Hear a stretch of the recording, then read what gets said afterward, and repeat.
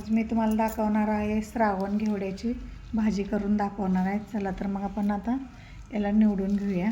हे बघा, हे असे कोळी कोळी असे श्रावण घेवड्याचे शेंगा आणलेले आहेत. हे आपण आता निवडून घेऊया. हे बघा, असे शिरावरच्या काढून घ्यायचे आहे बघा, आणि असे हे मोडून घ्यायचे आहेत. अशा आपण आता सगळ्या शेंगा हे मोडून घेऊया. हे बघा, इथं माझ्या श्रावण घेवड्याच्या शेंगा निवडून झाल्या आहेत. आज मी तुम्हाला दाखवणार आहे श्रावण घेवड्याची शेंगाची भाजी करून दाखवणार आहे. तर इथं मी बघा निवडून धुवून स्वच्छ घेतलेले. तर याच्यासाठी लागणारं साहित्य: तिखट, कूट शेंगदाण्याचे घेतले 1 छोटे 2 चमचे, कांदा घेतला चिरून, लसूण घेतला आहे, आणि मीठ घेतले आणि कोथिंबीर घेतले. आता आपण हे घेवड्याची शेंगा आहे ना भाजून घ्यायचे तव्यावरती.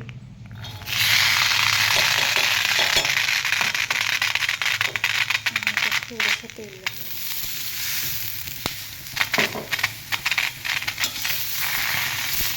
त्याला चांगलं आपण भाजून घेऊ.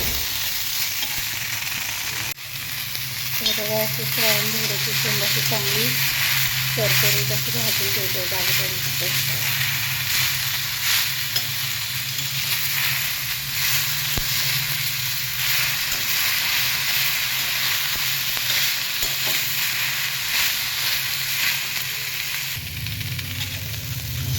बघा, आपली घेवड्याची शेंग चांगली भाजून झालेले आपण आता काढून घेऊया.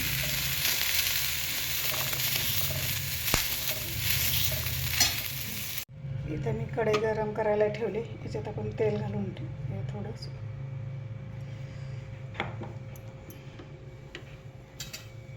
याच्यात फोडणीसाठी मोहरी,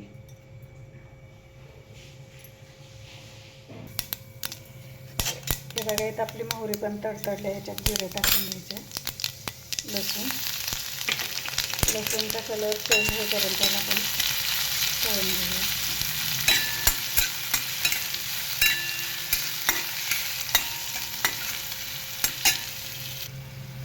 हे बघा, लसूणचा कलर चेंज झाला. आपण ह्याच्यामध्ये आता कांदा टाकून घेऊया. कांद्याचा पण कलर चेंज होईपर्यंत आपण याला भाजून घेऊया. इथं कांद्याचा कलर पण चेंज झाला. आपण आता हे भाजलेले घेवडे श्रावण घेवड्याची शेंग टाकून घेऊया आणि परत याला मिक्स करून घेऊया.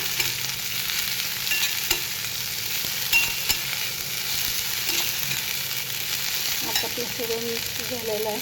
आपण याच्यात तिखट टाकूया. छोट्या 1 चमच्याने तिखट घेतलेलं आहे. तुम्हाला जसं तिखट पाहिजे तसं टाकू शकतो. हळद, शेंगदाण्याचे कूट, मीठ आणि कोथिंबीर. आता याला परतून घेऊ.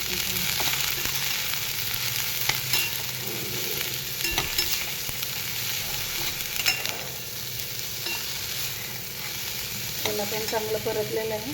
त्याच्यात आपण आता शिजण्यासाठी पाणी टाकूया आणि याला 5-7 मिनिटं आपण शिजू द्यायचं.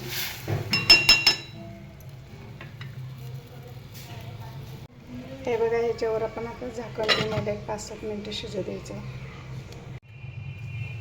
हे बघा, इथं आपली भाजी शिजलेली आहे बघा.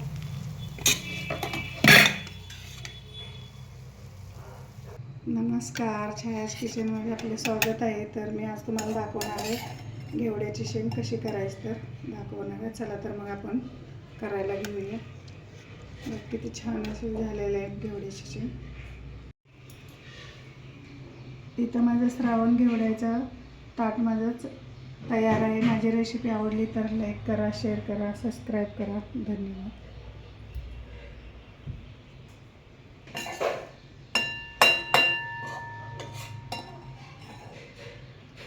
मी खात नाही म्हणून केलेच नाही कधी.